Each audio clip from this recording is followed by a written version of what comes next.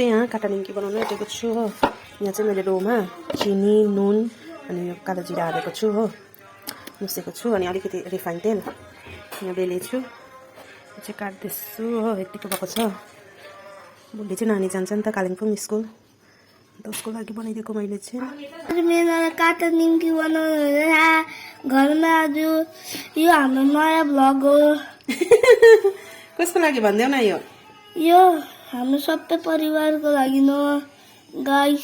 श्रद्धा मेनाको लागि हो। श्रद्धाको लागि श्रद्धा मेना भोलि जानुहुन्छ नि त। श्रद्धा मेनाको लागि बनाइदिएको, भाइको लागि नि, भाइले पनि खान्छ नि काटा निम्की। फेभरेट हो काटा निम्की। यी हाल्नु हुँदैछ अब मेरो गिलो गिलो अब फ्राई गर्नु हुन्छ। वा ल रामले जानु ल, गाडीमा चढाइदिनु ल। लु चलेर लु राम्ररी जानु लु बाई। ल गाडी 7:30 बजे आउँछ, चढाइदिइ राखिदिनु ल। फेरि बिहान बिहान कोही हुँदैन होला नि त।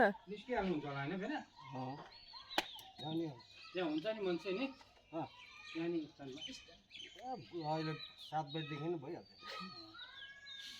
ल जा खै। गाडीको नम्बर छैन तेरो न? छैन, आइहाल्छ टाइममा। दिदीले फोन गर्छ त अन्त।